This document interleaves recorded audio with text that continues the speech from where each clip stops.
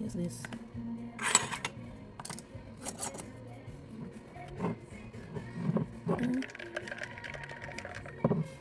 Pumpkin seed. Sunflower seed. Cashew. Edamame. Can you open this? Pistachio. Sunflower seed. Edamame. And then we close it. Baby, shake mo nga.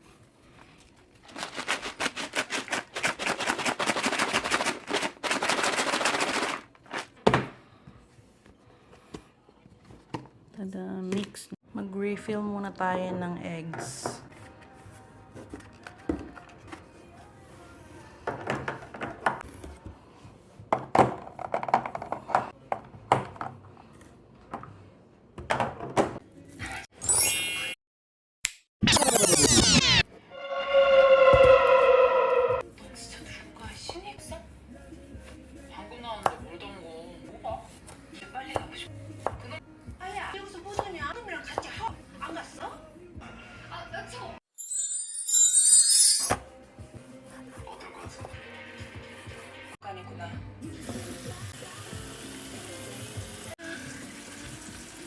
어디가 이제 겨우 도입부야. 퇴근이신가 봐요?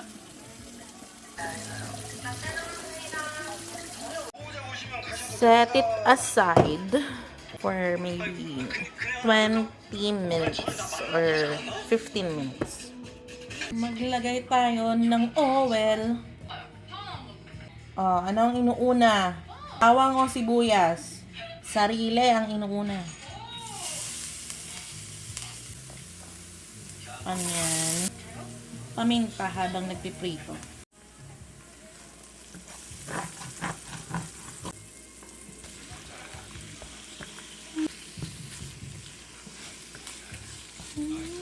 Dati nung bata ako, ayoko talaga ng ampalaya. Pero ngayong lumaki na ako, na-realize ko na ayoko pa din ng ampalaya.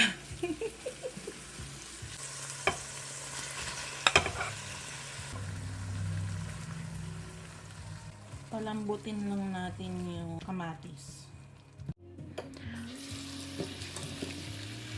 Wash it until the water is clear.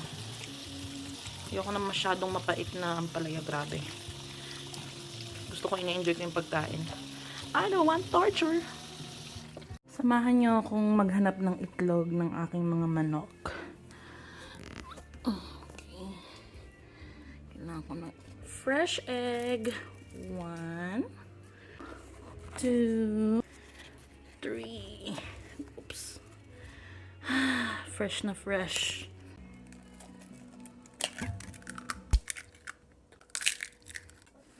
Batikin lang natin yung egg. Ano yun?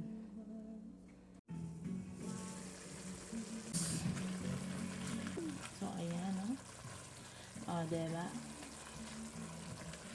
Kita mo ba? Tapos, ilalagay ko na yung ampalaya from my garden. Oops.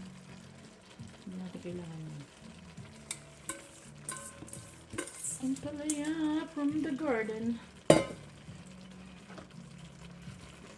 Mekos.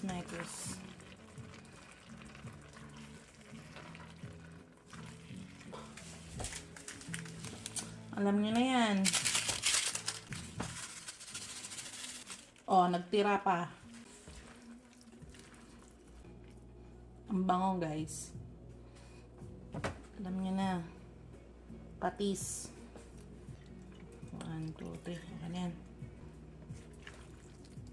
Mekos. Bango, shit. Naglalagay din pala ako ng fried garlic.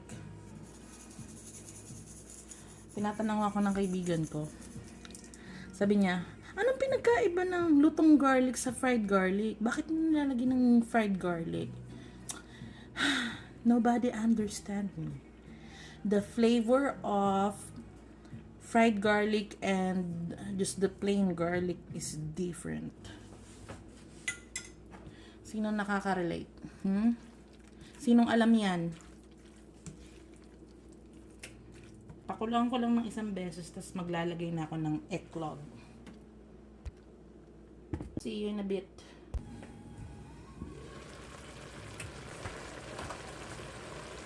Magkukulo na siya.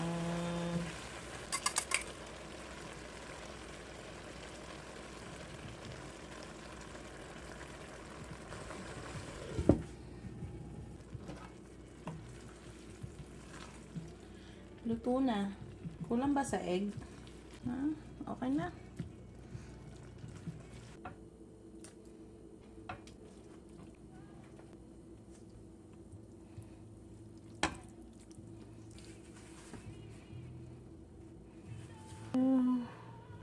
Tinikman ko siya, no?